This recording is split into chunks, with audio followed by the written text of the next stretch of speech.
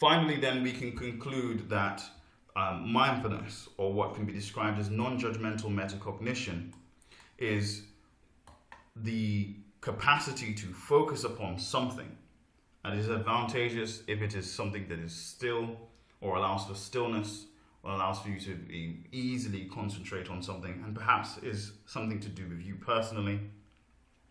You develop the practice, or you develop the capacity to lose focus and catch yourself in that point of loss of focus and go back to concentrating on the breath. And in that state, you notice what could be described as automatic thoughts. These automatic thoughts are words that can chain up to make sentences, that can chain up to make paragraphs. You can describe these as thinking patterns, habits, or chains of thoughts. But realistically, you can also notice that they are sounds in your mind for which you have to give them meaning. And that meaning can occur post listening to them, or even in the moment of listening to them, with a sense of knowing that they are simply just sounds. The meaning that is attributed to them is given by you. And something as simple as, is it a positive or negative thing? What is it to with regards to me, with regards to myself, with regards to the world around me? And this does not need to happen. And this can be practiced. It can be practiced to not give it meaning, to not give it a positive or negative judgment, to think about them in terms of simply just being sounds. And in so doing, you reduce the fact that they then can influence your self-worth. And because they do then, once you are at that point, because you are reducing the capacity for them to influence your self-worth, that is where the phrase regulation of self-worth comes from in this conversation, as to why it has been there in the background in this whole time on this mind map, for example.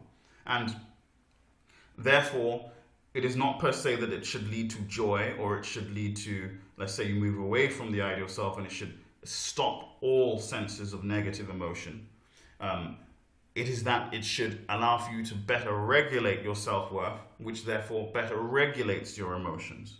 And moreover, it should also be considered that the general theme should be that in this sense of concentration, you can also acknowledge your emotions.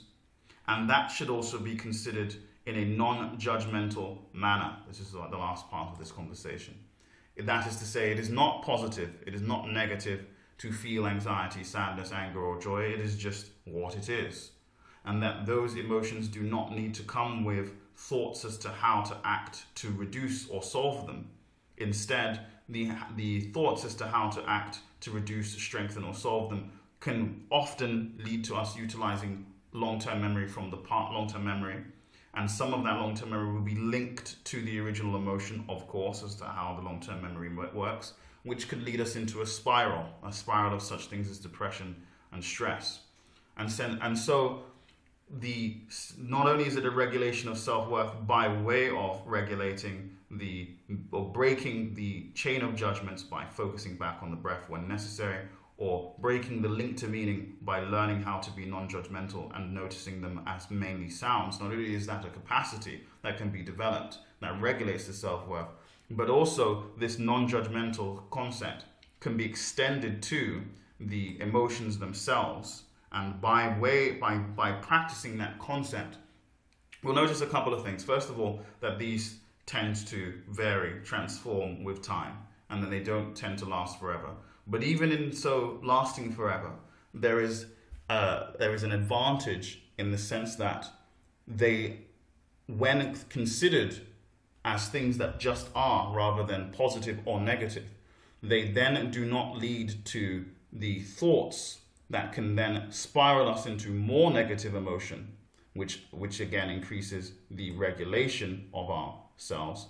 But moreover, we begin to accept ourselves as who we are. We begin to be more aware of ourselves as who we are. And in a sense, we become fully regulated individuals. And again, just as a repetition of a certain concept, these emotions tend to come and go. And once that is noticed, because this is done for a long enough period of time, that's when perhaps not only do we break the connection to thinking about them in such a manner that they we become obsessed with trying to solve them, which can drag us down into a spiral of negative emotion, but also we can live in a sense of peace that actually not only are they just things that are part of our everyday experience of life, and thus we should not be afraid, upset, or angry about us being in that position, but they perhaps will come and go. And in that sense, we do not have to be afraid of its permanence, let alone the fact that we should not really judge them as negative in the first place. For example, it is not negative to feel a sense of sadness. It is a part of life. It is not negative to feel a sense of anxiety. These are judgments that we make, and you can perhaps learn to or notice that you are perhaps thinking about these things, particularly in relation to trying to deal with the amplified feeling of one of these as a result of the information that we have had throughout our lives and the habits that we have developed. Thank you.